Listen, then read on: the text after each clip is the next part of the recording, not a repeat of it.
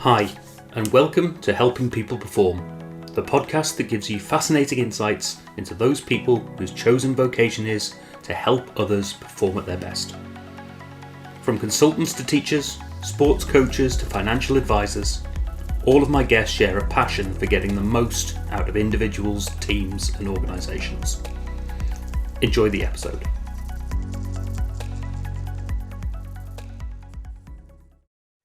Well, welcome to another episode of the Helping People Perform podcast.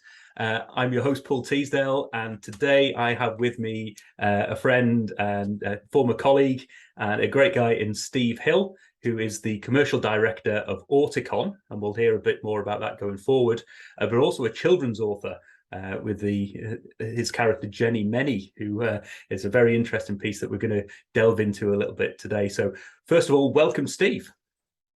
Thanks, Paul. Great to be here. Thanks for having me. Well, thanks for saying that you're going to come on the show. So it's brilliant to have you. What I'd like to do just before we get kicked off in terms of learning about what you're doing now and what's going on in your world in terms of helping people perform, what's your background? What's got you here in the first place? So off-piste is probably the kind of headline. So I started my own business quite young, carried that on for sort of 12, 13 years, and much to my wife's disappointment at the time, kind of took a look forward and thought, if I'm doing the same thing in 10 years, is that gonna provide the same sort of level of stimulation and excitement? And the short answer was no, because I'd sort of done what I wanted to do. I basically created from a spare bedroom, and we kind of grew to having an office in obviously the UK, but also in Singapore. Had some lovely clients, had our own building. We were very self-contained. We were an agency. So the next level up was actually to get into that kind of that slightly vulnerable middle ground, and to increase, I guess, the level of exposure potentially. And I didn't really want to do that. I'd never sort of put my house up and things like that. So long story short, managed to sort of pass the business into the hands of my co-directors over a period of time. Didn't intend to kind of go into the corporate world. Was going to take a bit of time out, which I did, but not as much as I'd like, to really figure out what I was going to do, what the next kind of opportunity, what the next project, or even the next business was going to be. But I did a lot of work in my business for big tier one techs and banks and financial services, one of which was sort of IBM, and ended up joining IBM and sort of went into what was at the time a really cool part of IBM, which had some of the real emerging technology, such as cyber, mobile, and some of the historical data services and things like that. But went into to look after two of the top 21 accounts at the time, and loved it. It was a very big contrast, obviously being a 100-plus-year-old tech company to my own, but in some ways, and actually all big companies, you're still part of a small team. Yeah. And so you've got different reporting lines, but effectively it was great. After that, spent some time at Samsung, and then as we both know, I spent nearly a 4-year period at McLaren before joining Autistic about 18 months ago. So again, potted history, and in between time, discovered that writing books for kids was not only the hardest thing I'd ever done, but was actually a good way originally of trying to help my son when he was first diagnosed with dyslexia. So that's my kind of potted and off-piste history. Fantastic. And yeah, as you say, we first met in our days at McLaren Applied Technologies. So just remind us, what is it you did when you were at McLaren? So fundamentally, it was trying to take some of the capabilities, the know-how, some of the actual products and software tools, effectively, that for the most part were created to either support or part of the kind of Formula One journey, and really take that understanding and apply that to other sectors. And in my case, it was the transport sector. So really looking at looking at fleets of assets and understanding how to baseline the performance and optimize performance from a position of data collection, offboarding, augmentation, simulation modeling in order to predict a different outcome. So amazing people, amazing technology. Love the transport sector. There's obviously a wealth of opportunities to be had there. But when the opportunity with Auticon came up, as cool as McLaren was, it was a bit of a no-brainer purely because of my personal connection and my son and autism. Although my son isn't autistic, he's dyslexic, which forms part of the kind of neurodiversity definition, if you like. Right. And so Richard Branson, I followed avidly, and so Auticon was always on the sidelines and sort of hit my radar when Richard Branson, Virgin Group, invested in Auticon, and when the opportunity came up to join, it was that personal connection which really made it a bit of a no-brainer for me.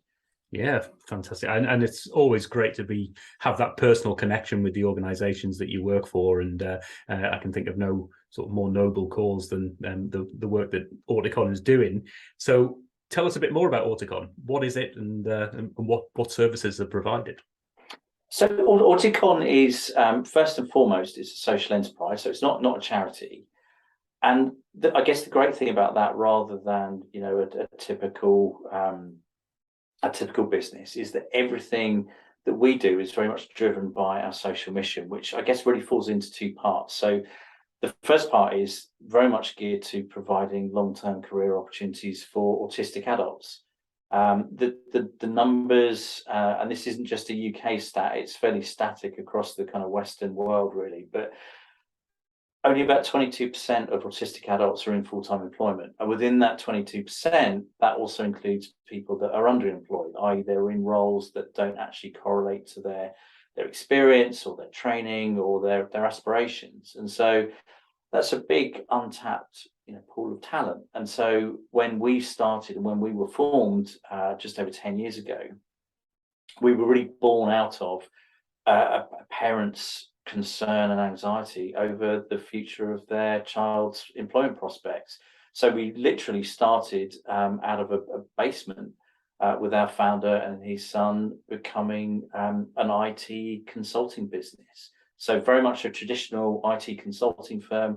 So now we employ in total just about 350. It's changing all the time. 350 people, of which maybe 275 are diagnosed autistic adults as IT consultants. So we work with major organizations to help augment their technology and IT projects, mainly in the areas of data science, data engineering, data analysis. Also cybersecurity is a good one for us, and also software engineering and QA. And I guess the reason why we've sort of stayed in that particular lane is because along with autism, quite often comes above average cognitive abilities. Right. So coming back to my point about the employment rates and underemployment rates to autistic adults, we use a profile or a CV very much as a starting point, because they can be quite patchy.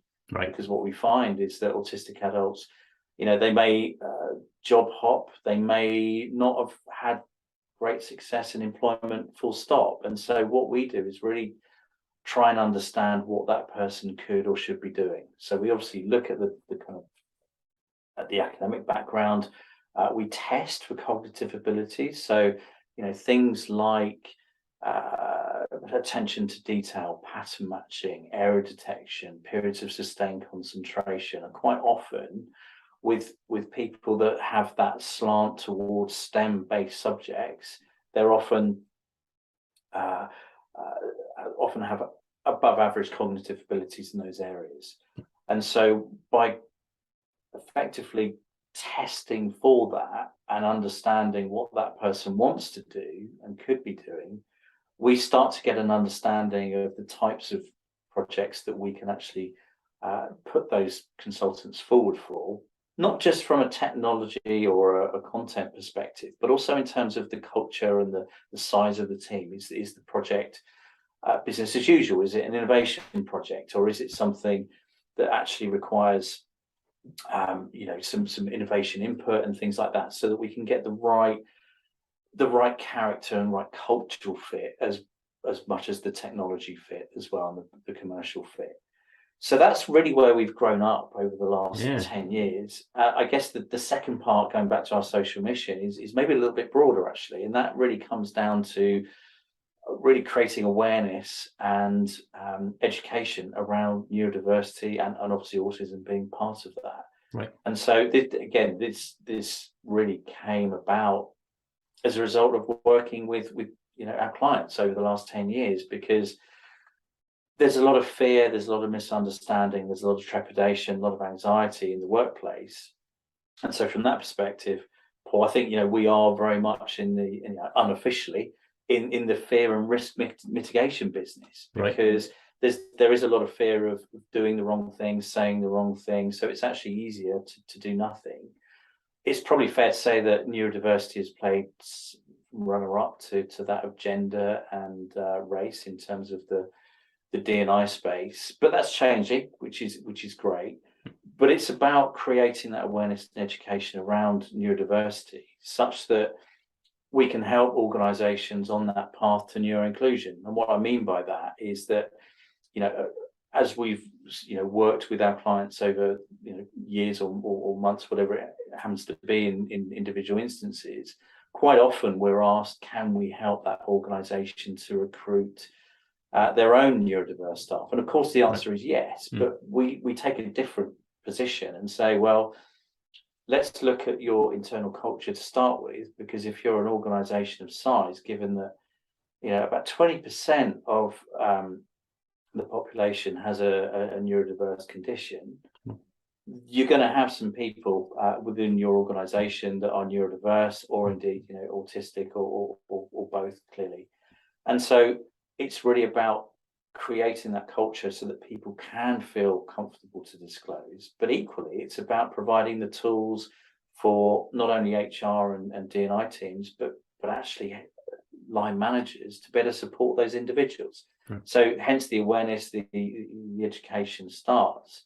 And really from a consulting point of view, yes, we provide a commercial advantage, because as you know, there is a global shortage of data analysts, data engineers, data scientists, cybersecurity analysts. So we're kind of tapping into that rich seam of gold. But we do a bit more than that, and that is to turn that kind of lived experience into a case study, to show that by working with Auticon, by having a consultant as part of the team, of which we pair each of our consultants with a job coach, who aren't technical, they're not project managers, they all have a background in clinical psychology. They really act as a bridge between the consultant and the client, and that really helps to embed that person in the project, and they will talk about minor accommodations, for example, again along with autism and some of the cognitive strengths. Maybe there is a flip side where again, generalizing, but people may need a little bit of extra processing time. They may be very, very honest in situations, and so an environment of interviews, for example, isn't the best place for that person to shine. They are a shop window, and typically questions are fired at individuals. Long periods of processing time aren't necessarily considered acceptable, and so all of those types of communication aspects are addressed, and we stand behind our consultants. So none of our consultants are interviewed by our clients, but it's about making sure that those minor accommodations, which could be things such as camera on, camera off in Teams or Zoom calls, for example, publishing an agenda for a call, not having things hit the diary within, or meetings within an hour, and things like that. But also a lot of autistic adults have hyper or hypo sensitivities to things like light or sound or touch. So in an office environment, we do a kind of an office or environmental assessment, just to kind of understand those sorts of things, so that each one individually is typically not a big deal.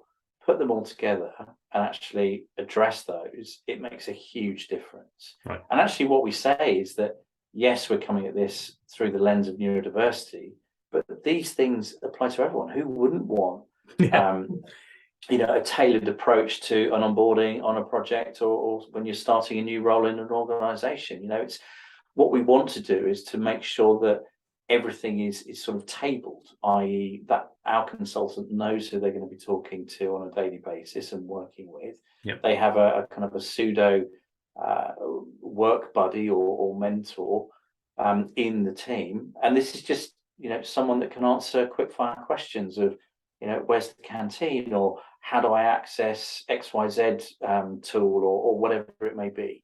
Right. And so by having that understanding, by having a timetable for the first 2 or 3 weeks of a project start, it just removes that anxiety and fear. And so we turn that lived experience into a case study where we can turn around to the organization and literally say, this is what we've done, this is how we've done it. It's not a big scary thing.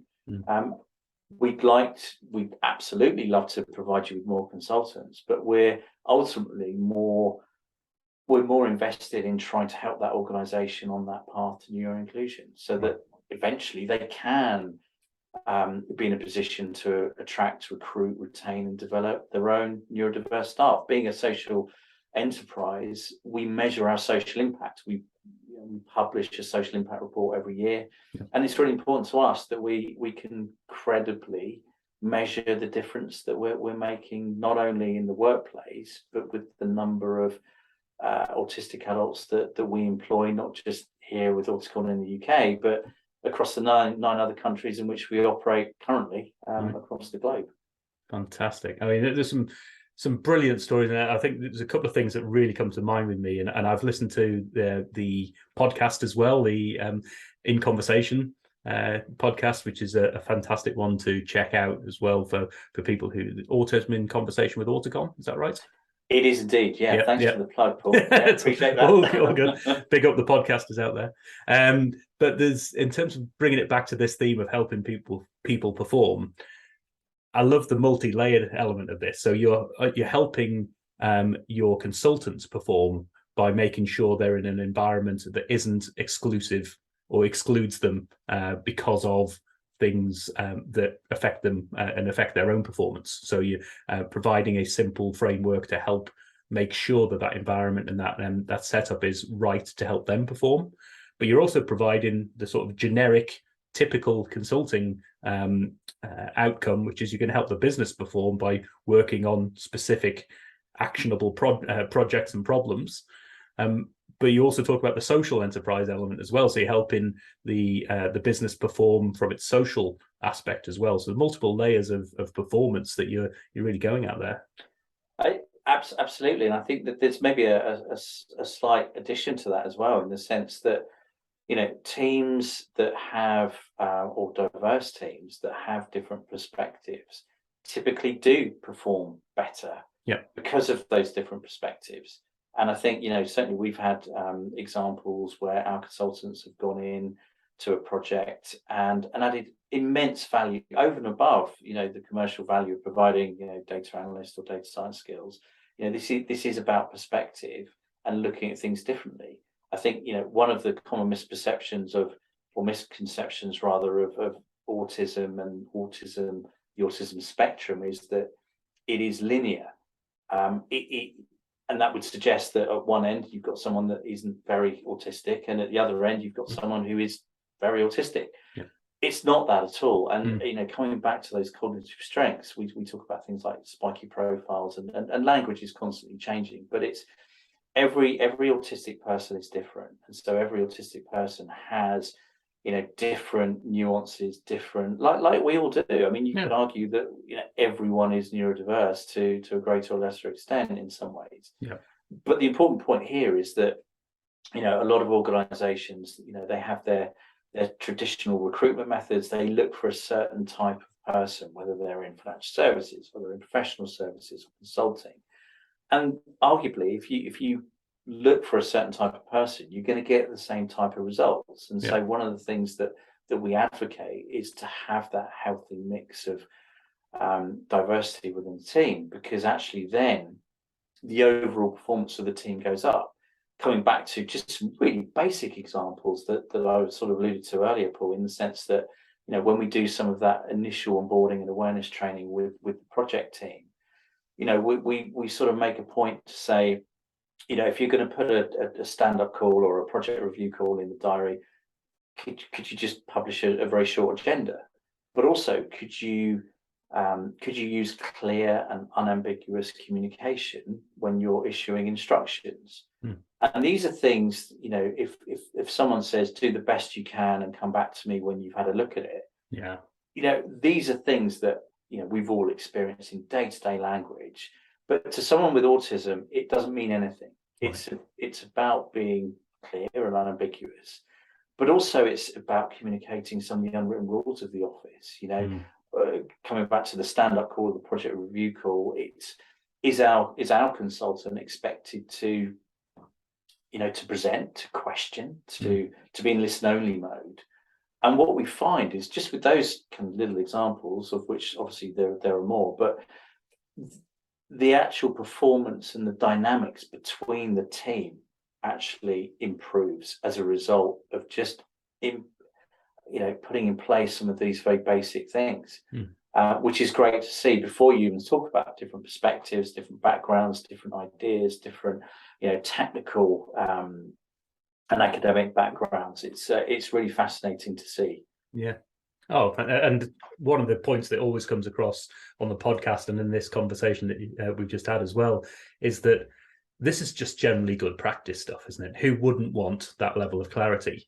But what I take from it is, by having that level of clarity and that level of individual focus on what's going to help you perform and what's going to hinder your performance, you're always going to get the best out of people, and you're going to get people in that you wouldn't necessarily have got in before, because you're opening up your mindset, you're opening up your business to a much more diverse group of people who can provide immense value to your business and mix the whole thing up. So it's fantastic.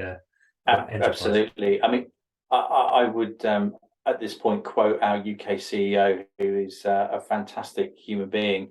Don't tell him I said that, but I mean, one of his phrases, which I love actually, and I do plagiarize it, but credit him at the same time, but is, you know, everyone wants to be accepted for who they are and appreciated for the work that they do. And I think that's something which subliminally is kind of baked into our ethos. Yeah. And that really comes across when we're trying to work with organizations that do, or maybe are on that beginning of the journey and do have some of that natural fear and kind of trepidation by embarking on this journey. Yeah.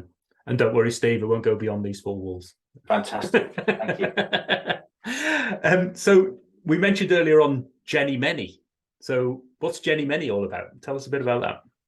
So what is really interesting to me, Paul, is that, you know, sometimes you kind of get out the gate, you've got your kind of mental career path in mind, and then, you know, things come along which completely put you off your intended course, but actually provide opportunities along the way as well. And so for me, you know, my youngest son was diagnosed as dyslexic. He's a bit older now and just heading into his second year of A-levels, but when he was first diagnosed, obviously we got him some help with that, but it was more the I guess the psychological aspects of not feeling able to be to be able to read in front of his class, and being, I guess, not necessarily ostracized is not the right term, but very self-conscious in terms of his peer group. And so, you know, one of the things I tried to do was to remove that fear of reading and look for another way for him to still get enjoyment from stories and to consume stories without necessarily, you know, forcing him to sit down and read. And one of the things that we literally did for, you know, a bit of fun was to, you know, come up with some story ideas with characters being based on family members and things like that, which just sort of, it was related to obviously the kind of core issue, but it was coming at it from a very different angle.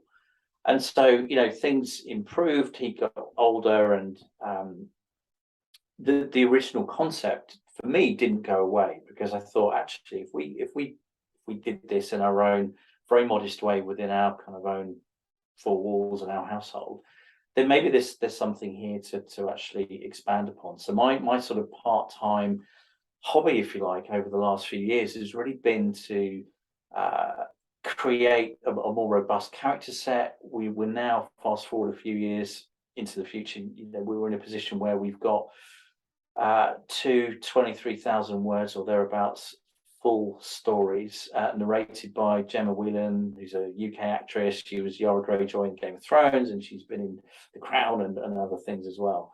And we've kind of really developed a character set based on peer groups, friendships, communication, and some of the kind of good, hearty stuff. We're not about demonizing technology or anything like it. It's kind of using technology for good. It's a window to the world, and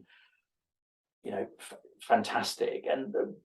But what we wanted to try and do was to really put some soft learning objectives and to tackle some of the things that, from the dyslexic example, kids face when they're going through those kind of formative years at school, whether it's falling out with friends or cybersecurity. We tackle various subjects, but sensitively and hopefully elegantly in stories. But it's also about helping kids to find their authentic ambition, and to be able to do that, it starts with the parents, arguably. So the Jenny Many stories aren't just for the kids. The actual proposition is aimed at parents and caregivers and grandparents, extended family members, to say, well, hold on a second.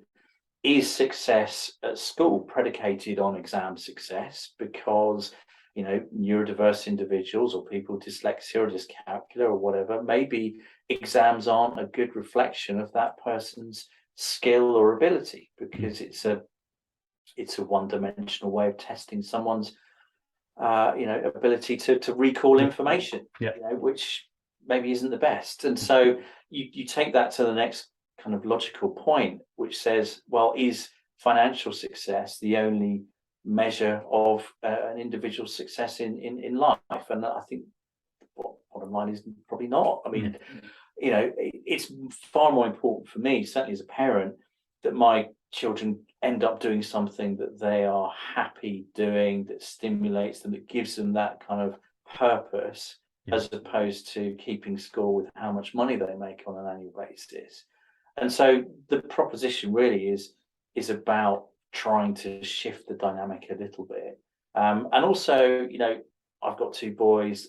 They kind of went through the PlayStation, Xbox kind of phase of being in their bedrooms, socializing, over the airways, playing games and stuff like that. And so, again, we're not demonizing that, but it's about trying to also encourage kids to get out there and try stuff. And by virtue of that, encourage their parents to try and encourage their kids to get out there and try stuff. Life is a bit of a tasting menu, particularly at that age, where how do you know if you could be the next ballet dancer or graffiti artist or whatever the example is, and unless you had the opportunity to try it. Now, obviously, there are some barriers to that potentially in some aspects, financially and whatever. But it's the principle of just trying to shape and change that attitude, really, from a parental perspective.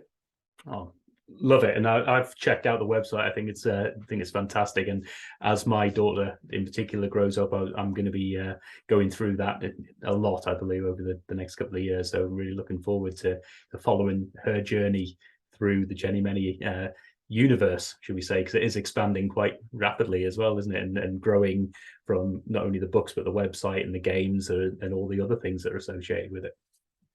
Yeah, exactly. And I think with this, the project was never designed to or never focused on selling hundreds or thousands or whatever number of copies of audiobooks. And actually we've just released a series of short stories which are available on the website for free download, because we want to provide value and be authentic in the message, and that means just trying to give as much as we can. to people for free and provide that value as well. So. Oh, fantastic. Some really good stuff there, and love the just written down on my pad here about fear mitigation. I think Auticon and the Jenny Many story for me is about mitigating people's fears, both from a business perspective as to what the risks or perceived risks might be around having more neurodiversity in the business. It's about mitigating those consultants' fears in terms of that might be preventing them from going into the work environment that they are at the moment.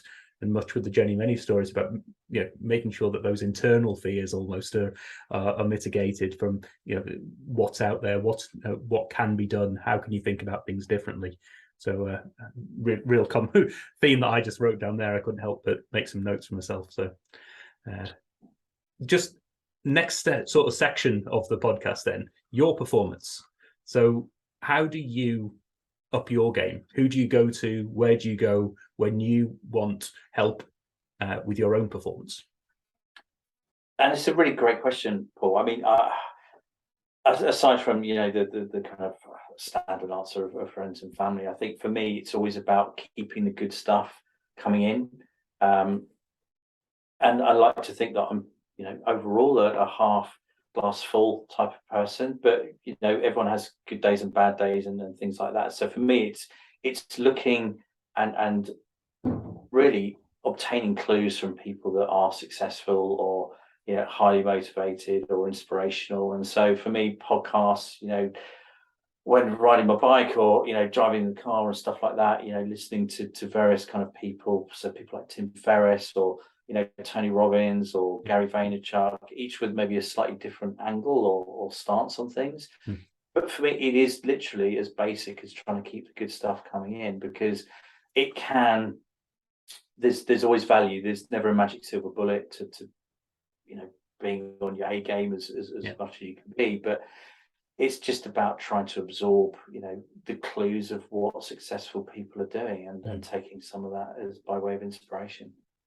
Fantastic. A great lesson for any of us really is you don't have to be, you can learn from those big names and those people who are known for being inspirational out there, but you can take that inspiration from anyone at any time, can't you, in terms of what can help you up your game just by being a bit different, by looking at what's working for other people and thinking, how could I adapt that to my own game? Exactly. And I think for me it's always about trying to consistently keep learning as well. No one's got it down. We're here for, without getting too philosophical, but we're only here for a very short period of time. Let's try and make the best of everything and every day, and focus on keeping or trying to be better tomorrow as we were yesterday. Fantastic, love it. So a couple of quick fire questions as we close things out. So one thing I like to ask people is, if you could be helping anybody perform with your skill set, with your company or your endeavors that you're doing, that you're currently not helping, for instance, who would that be and why? So again, it's a great question. I think ultimately, with my Auticon hat on, it would be public sector. It would be government departments, and I think the reason for that is that there is a great shift and a great acknowledgement by government departments for neurodiversity, but I think that there's an element of being able to accelerate some of that and actually be putting into practice some of the things that are being preached, and so for me that's a great area, because obviously government employ a heck of a lot of people. There is a massive digital transformation happening in multiple areas within government, as you would expect, all the time. And so for us, it really helps to embed that, not only taking government policy and sort of reinforcing that in terms of practicalities, but it really helps that kind of long-term cultural shift. And actually, when you think about the disparity in terms of number of people being full-time employed with autism, if you think about the scale and depth and breadth of government departments, it's well outside of IT. Our aspiration as a business is to ultimately not just keep in our lane within the IT sector, But if you think about Department for the Environment, there's so many different departments that could maybe open their doors to having neurodiverse employees. And I think, we'd love to be part of that journey in our own sort of modest way. Fantastic. Love it. And flipping that on its head, if you were able to sit down, have a coffee, have a one-to-one chat with an individual or group of individuals that you think could really inspire you to help your own performance, who might that be? So there's a couple of answers to this, and the first one, without sounding, really cheesy, for want of a better word, but it's our consultants. Whenever I have the opportunity to go in the office and speak to them, and they're just amazing people, and actually, some of their personal stories and backstories are very humbling. And so I think, from a very specific day-to-day aspect, having that is such a motivator. It's so inspirational to keep doing what we're doing, and the reasons that we're obviously doing it. I think from a more or a wider perspective, it would come back to folks that maybe I've mentioned, and imagine sitting down with Tony Robbins, Gary Vaynerchuk, and Tim Ferriss, and some of these guys who are amazingly inspirational in their own fields, and just having the ability to sort of pluck information as to what makes them successful, what are the things that they've done, what are the things they've tried, and actually hear about their failures as well, which ultimately has led to the successes. And something that we don't necessarily talk about enough is how good failure is in terms of the stepping stone to actually the successful outcome that you were hopefully intending in the first place. Yeah, if you want to perform, you have to try, and try leads to failure, doesn't it? So being able to go through that failure and learn from it, and keep that resilience in place has always been a key interest of mine as well. So absolutely.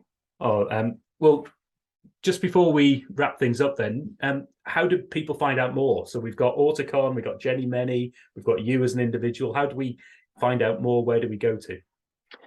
So auticon.co.uk is a great starting point in terms of our website. My email address is steve.hill@auticon.co.uk. Obviously, I'm on LinkedIn. There isn't too many Steve Hills on LinkedIn, so hopefully I should be easily findable. But also from a Jenny Many perspective, it's the website's jennymany.com. So lots of games, free stories to download, and hopefully some inspiration in there as well.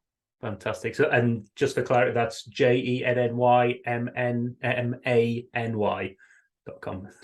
It is indeed. I'll put all the links in the notes, etc., as we go through with the releasing the podcast as well. So, Steve, as always, an absolute pleasure to chat. I think on the theme of helping people perform, I can't think of a more sort of noble and multi-layered cause that's going on there. So wherever I go at the moment, and if I'm seeing the opportunities to either point people in the direction of Auticon, point people in the direction of Jenny Many, or just to spread the word in terms of the podcast that's out there, and the value that's out for everybody really to up their performance through having a better mindset, more open mindset towards neurodiversity, and embracing individuals for what they can bring. I think if we can get that story out there, then that's going to be a fantastic thing.